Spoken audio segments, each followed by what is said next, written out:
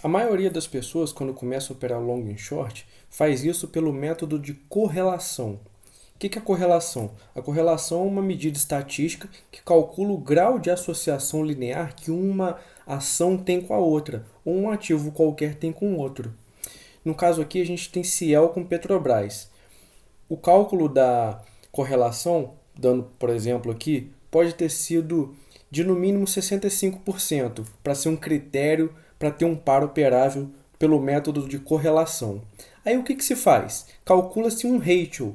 O que é o ratio? Você pega o preço do ativo A, divide pelo ativo B, você vai gerar assim um ativo sintético, que é essa linha preta aqui. Essa linha preta representa justamente o preço da Ciel dividido pelo preço da Petrobras aqui nesse exemplo.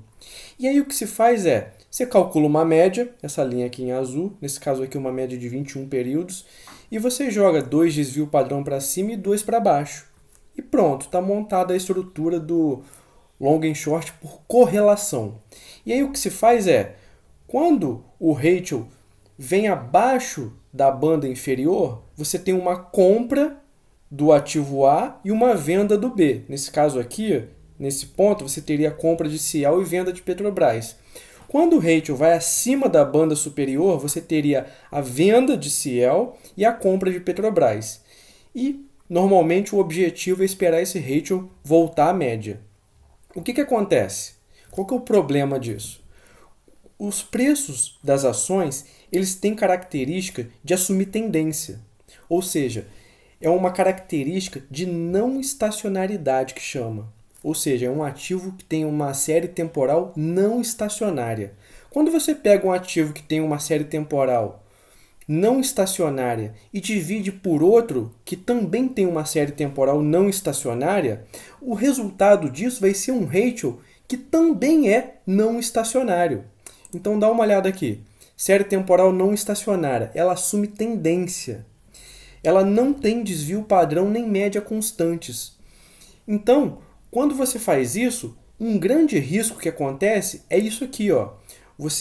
O ratio vem abaixo da banda ou acima, mas nesse caso aqui um exemplo abaixo, e aí você tem uma posição. Você compra uma ação e vende a outra, esperando que esse ratio vá voltar para a média e que você ganhe. Mas olha só o que pode acontecer. Ele continua caindo. E repara que nesse exemplo aqui, até aqui ele ainda não tinha voltado para a média. E mesmo depois daqui, se ele voltar para a média, olha só o tamanho do seu prejuízo. É esse tipo de problema que acontece no long and short por correlação. Justamente porque a série é uma série não estacionária. Ela não tem uma característica de retorno à média. Esse é o principal problema de operar o long and short por correlação. E qual que é o tratamento, a alternativa para evitar esse tipo de situação? É justamente operar o long and short por cointegração, que é um método quantitativo, matemático, estatístico, que utiliza econometria para fazer os cálculos. E você tem uma situação assim, ó, você tem uma série temporal estacionária, que ela não assume tendência, ela tem média e desvio padrão constantes, e ela tem característica de retorno à média. Ela se afasta aqui para cima e volta para a média. Ela se afasta aqui para baixo e volta para a média. Então, no long and short por correlação, a gente não tem isso. É por isso que a gente pode incorrer nessa situação que pode gerar grandes prejuízos. E como que é o long and short por cointegração? Você tem aqui duas ações, nesse exemplo aqui, ó, Banco do Brasil e Cosan. Veja que são séries que assumem tendência, como eu falei para vocês. São séries não estacionárias. Só que uma característica importante é o seguinte, quando você pega duas séries estacionárias, você calcula uma regressão e você tem um resíduo dessa regressão, por exemplo, aqui um gráfico de dispersão dessas duas ações. Então você veja, aqui eu tenho o Banco do Brasil e que Cosan gerou essa regressão aqui com esses dados. Então, quando você tem esse cálculo feito, você tem depois disso o que se chama de resíduo estatístico, que é a diferença entre o ponto do dado até a regressão, que é também chamado de erro de previsão. Esse resíduo ele pode ser uma série estacionária. E aí ele tem essa característica. Esse aqui é um resíduo real de duas ações que foi calculado uma regressão e gerou esse resíduo. Então você veja que ele tem uma característica de estacionariedade. Ele vem aqui abaixo e volta, vem aqui acima e volta. Isso é uma característica de série estacionária. Ah, mas todo resíduo de regressão de duas ações vai ser estacionário? Não, isso não é sempre. O que a gente faz é aplicar sobre o resíduo uma métrica estatística chamada teste Dickey-Fuller, que diz para a gente se o resíduo é estacionário ou não. Então a gente só vai operar quando ele for estacionário. Então você veja que as setas aqui indicam pontos de abertura de trade. Aqui nesse caso a gente teria uma venda da variável dependente e compra da independente. Voltou para a média. Aqui na parte de baixo, ó, a gente tem uma compra da dependente e venda da independente. O que é dependente e independente? Veja aqui, ó. Aqui nesse gráfico a gente tem Banco do Brasil, BBAS3 como variável dependente e COSAN como variável independente. Então o resíduo dá sinais de compra e venda com base nessa característica, ou seja, um método estatístico, matemático, que tem característica de retorno à média. E aí a gente não incorre nesse problema de tendência, de não estacionariedade. Tá? E para quem não entende nada de long and short por cointegração, nunca estudou, eu tenho aqui no canal do YouTube um vídeo que eu demonstro um manual que eu criei sobre o método de long and short por cointegração, que explica absolutamente tudo. Não só a teoria, mas os cálculos e uma abordagem completa voltada ao trading. Esse aqui, ó, é o sumário dele, ó, arbitragem estatística, long and short, pair trading. Eu falo sobre o long and short intrasetorial, ações, OMPN, controladora, principais características, como minimizar a utilização de caixa, volatilidade e questões operacionais de BTC, aluguel de ações, custo, margem, com ágio, deságio. E aí eu entro no método de cointegração, que eu explico que são séries estacionárias, não estacionárias, metodologia de cointegração, que é a metodologia Engle-Granger.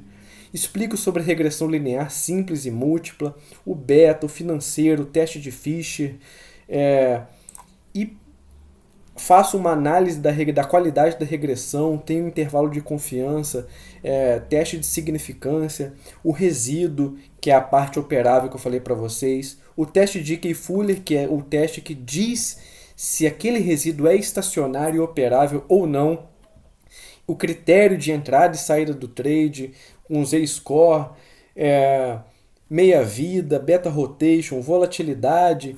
E aqui a parte prática da operacional do long and short por cointegração, com critério de entrada, pode ser um critério de entrada única ou de entradas parciais, critério de saída, filtro do par cointegrado B com A, que é o inverso, né, do que seria o par A com B. Então, por exemplo, se você tem Petrobras e Cosan, o filtro B com A seria Cosan e Petrobras. Então ele também te diz se é cointegrado ou não. A estabilidade do coeficiente angular, que é o beta, que é uma variável importante. Eu faço um quadro resumo operacional, gerenciamento de risco, desvio ajustado. E eu também, além desse manual que ensina tudo, eu também tenho uma planilha, que é a ferramenta prática que eu criei. É simplesmente uma plataforma. Eu tenho aqui a busca de pares, ó. Você veja aqui que eu coloquei RADL3, coloquei que eu quero 10 períodos cointegrados e pelo menos um dando entrada. Ele encontrou aqui para mim que tem um par cointegrado. RADL está com B3SA3. Ele me deu o sinal aqui de cointegrado com esses filtros que eu inseri. Eu vim aqui, ó, e está aqui, ó, tudo cointegrado mesmo, ó, com 2 períodos dando entrada. Tudo muito bom. Todos os períodos do B com A também cointegrados, você puxa para o lado aqui, você vê tudo. Então aqui, você tem aqui o trade estimado, ó, que você coloca o período, a quantidade de ações, ele te dá quantas ações você tem que operar da parte independente para você fazer o ajuste correto da posição de long and short por cointegração. Nesse caso aqui é uma operação que a gente recebe 17.600 e na hora de zerar, a gente paga esse valor se for uma saída no gain ou esse valor se for uma saída no loss. Então você vê aqui que a gente tem um gain estimado de 829 com um loss estimado de 552. Se o resíduo me der um gain de 1,5 com um desvio de loss de um desvio. O que é o desvio? É isso aqui, ó. Como eu estou usando aqui os 180 períodos, que é o período aqui que está dando entrada, ó, tem o 2,20, vou mostrar para vocês aqui, ó. Aqui, esse é o resíduo. Você veja que ele está aqui em cima. O que ele está me dando? Ele está me dando uma venda de RADL com compra de B3SA3. Olha aqui, ó. Venda de RADL com compra de B3. Ele já te indica qual que você tem que comprar, qual que você tem que vender. Você põe aqui a quantidade, ele já te dá aqui a quantidade que você tem que colocar para outra. Já te dá o valor total que você paga ou recebe para montar e já te estima de acordo com a quantidade de desvios que você define aqui. Então, se você tem, por exemplo, 1,5 de desvio para gain e 1 para loss, significa o quê? Que se ele subir mais um desvio padrão aqui, você vai sair no loss. Mas se ela voltar a 1,5 desvio aqui, você vai sair no gain com esses valores estimados aqui. E aí você tem tanto para regressão múltipla quanto para regressão simples. Na regressão simples a gente não tem cointegração, a gente tem aqui só para regressão múltipla, a gente tem aqui uma análise conjunta de 4 gráficos, ó, que você pode ver como está toda a situação, tanto em regressão simples como em regressão múltipla, e a busca de pares, que você pode escolher a ação que você quiser aqui para ver se está integrado ou não com alguma, e selecionando o filtro que você quiser. Então, quem tiver interesse, gente, pode entrar em contato comigo pelo meu e-mail rafaelrivete@hotmail.com. É Rivete com 2 T's e I no final, que eu passo para vocês as informações. Aqui na descrição do vídeo eu vou deixar o link para a apresentação completa que eu faço da planilha, tá? Ensinando todos os detalhes. Lá no manual eu ensino todos essas variáveis aqui, esses filtros, todos os detalhes, a interpretação, como que calcula, tudo. Então, quem não sabe nada, quem está interessado em aprender, não se preocupe porque tem explicando tudo. E aqui embaixo também vai estar o link para vocês assistirem um vídeo da apresentação completa do manual. Então tem o vídeo da apresentação completa da planilha, da apresentação completa do manual. E quem tiver interesse, só entrar em contato comigo, tá bom, pessoal? Um abraço e valeu!